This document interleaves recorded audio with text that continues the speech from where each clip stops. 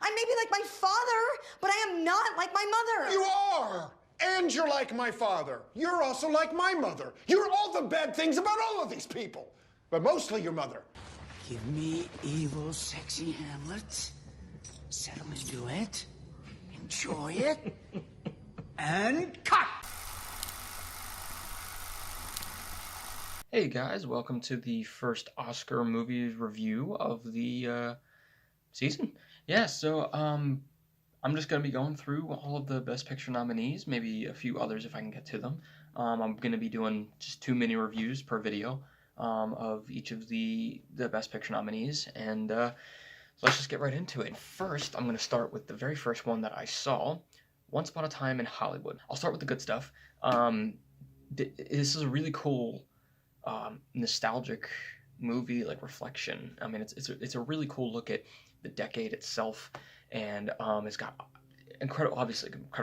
incredible performances. I was really excited to see it because as soon as I saw Brad Pitt and Leonardo DiCaprio together, I was like, I gotta go see this movie, especially about Hollywood and stunt doubles and everything. It's gonna be really cool. It didn't disappoint in the entertainment factor, and in terms of, you know, Tarantino, I wouldn't expect less.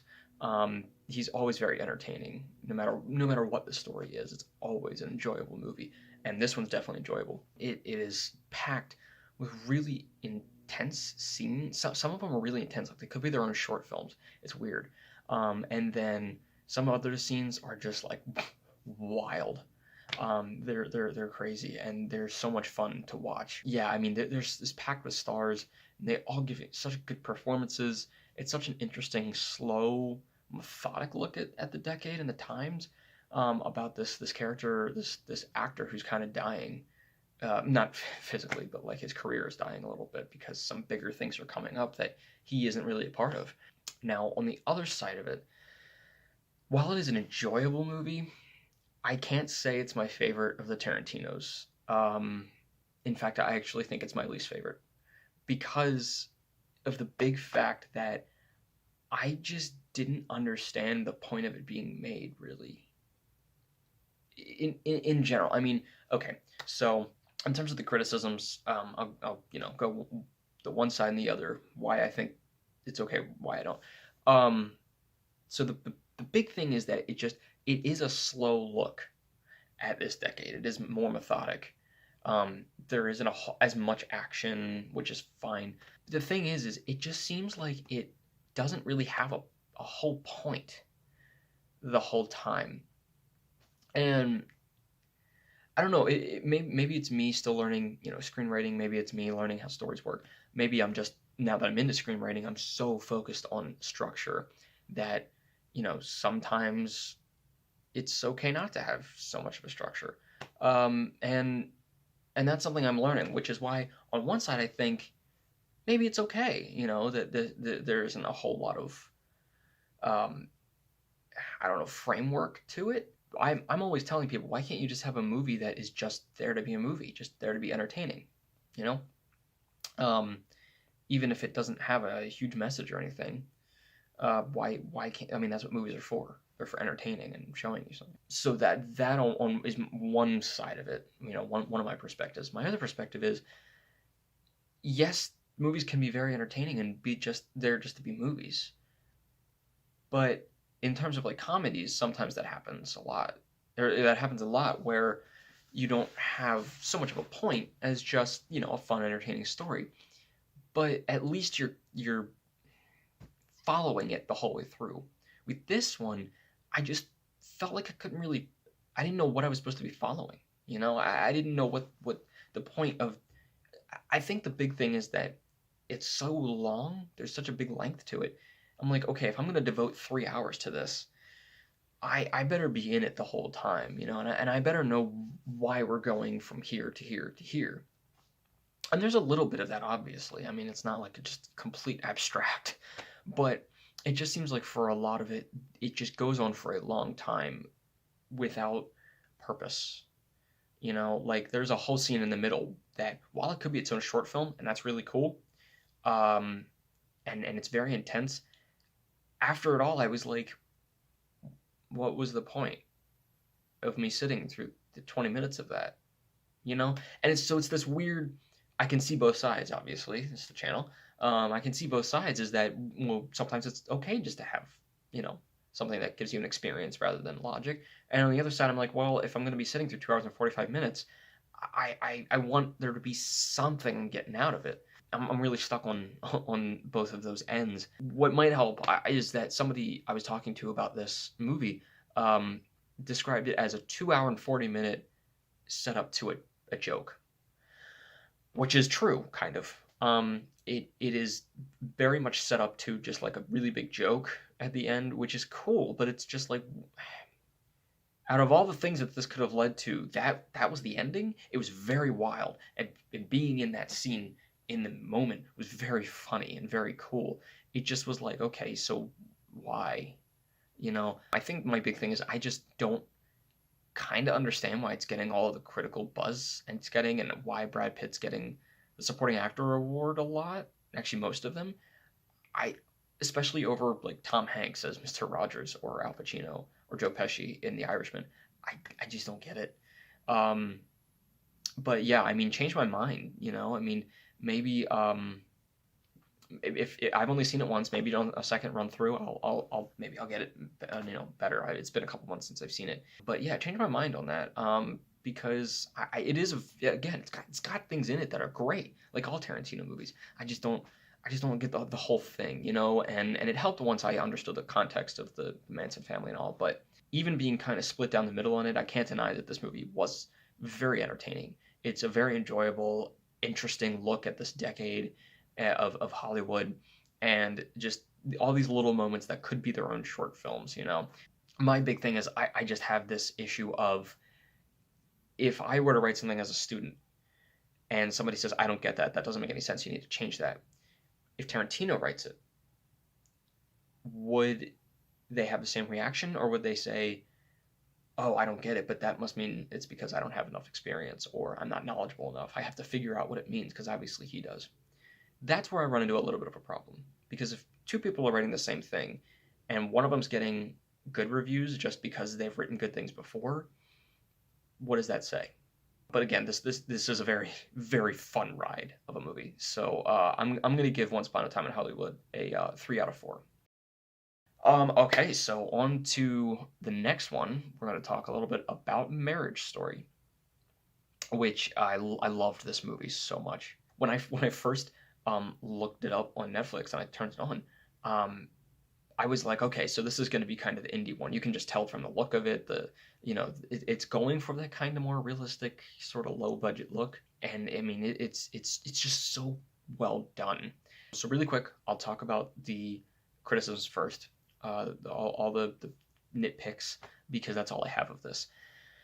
Is just there are some little parts here and there that I was like, if this is supposed to be super realistic, I don't quite believe some of the lines that are coming out, or like there's one, I think there's one part where Scarlett Johannson says a line in the beginning that I was like, that was a little dramatic. I couldn't quite get behind how she put that line over. And there was a couple other parts, especially one big line during the fight, the big fight scene, that even though it was escalating a lot, obviously, it escalated so much, and it got to this one line that I don't know. I'm stuck because at first I was like, okay, yeah, I mean, that's where they are at this point. They're like, there's all these big emotions coming out, but I still couldn't quite believe how escalated it got by the end. It was just a little bit of disbelief. Now, on the other side, is just the rest of it. Every single part of this movie is great for me, and I think for me the best part about it is the script, the screenplay, because it's so tight. At first, you want to say, oh, this is the right, out of the two, the husband and the wife, the husband is right because, she's doing all these terrible things, or she's being a jerk to him or something like that. But then later on, you're like, wait a minute, it's actually his fault, and she's been the victim the whole time. And then after a while, you're like, actually, they both are. And you kind of see on each side as you see little pieces, of time that they have together, and that the time they have alone, the times that they have with their kid, you see kind of their side of things, and then when they come together, you have those moments of things kind of coming to a head, and really just coming out, and you realize that they've both done some bad things, and that's why this marriage isn't working. It is such a good, it's all these little variables are so interweaved so well in terms of their relationship and their history, and the court cases, and what problems are being caused because of what they've each done and what has been said and hasn't been said, that you really can't say that either of them are right or wrong. And it's so realistic that you can't, by the end of it, you're like, yeah, there really is no solution to this. There is no easy fix. And it's so good because it's tragic, but it's so realistic. It's not like there was something where like, well, why didn't you just do that? Because that wasn't an option. And then I obviously have to give it, besides the screenplay, to Adam Driver and Scarlett Johannson. They did such a good job portraying, the realism of people who are having a hard time and having these struggles, and on some level don't like each other, or at least love each other anymore, but they did once, and they still have that, and they still want to be friends, and they still have a child together. So it's hard to, be in this situation, because they have to be, still, just because they want to, but also for their child, they have to be sort of on the same team still. So it was very interesting, because in any other blockbuster Hollywood movie, they would be at each other's throats, or something like that. But this one, it's a very realistic, of every scene is just either I hate you or we're fine, and it kind of goes back and forth like things usually do. And it's just great. I mean, everything was so realistic, even down to one of my favorite comedic parts was just he's trying to get the ticket out of the for the parking garage, and he didn't drive close enough to it. So it was such a good little moment. They just were great, especially obviously in the climactic, argument scene. That was so good. Noah Baumbach, as he blocked everything, because when you don't have big action and all, it comes down to blocking and character, and that's your big strongholds for how this movie is going to go, this type of movie at least. And if you're going to make it very realistic, it's got to be all about the tension between them and the blocking, and it was great how he put those scenes together. So overall, I have almost no critiques for this movie, because while it's not a huge blockbuster or something like that, it's straightforward. It never goes in a direction that you're like, oh, I didn't see that coming, or that doesn't make sense. All the lawyers, I loved Laura Dern and Alan Alda and Ray Liotta, which I was like, for half a second I was like, is that? No. Oh my God. That's Ray Liotta. But everybody just did a wonderful job. I think this was my favorite performance by Laura Dern by far, and she was in Jurassic Park, one of my favorite movies.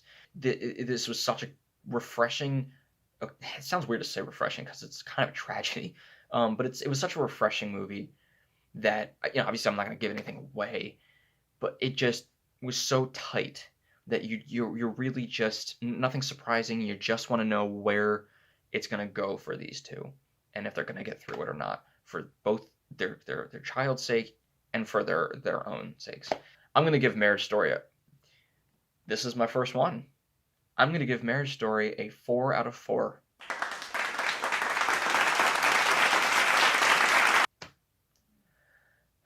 This is what it looks like to have a 4 out of 4 movie on my channel. It looks the same. Yeah, so let me know your thoughts on those two. Tell me what you think about Once Upon a Time in Hollywood, whether you think it's good, or and why maybe what I'm missing, And then tell me what you think about Marriage Story, and if what you think that offers, and whether you liked it, whether you didn't like it. It is kind of one of those slice of life sort of movies. Sometimes people, I don't think it attracts people as much. So let me know what you think about both of them in the comments below, and keep watching. And I'll be coming out with some more Oscar-nominated reviews later. And as always, keep your hopes high, your stress low, and movies right in the fucking middle.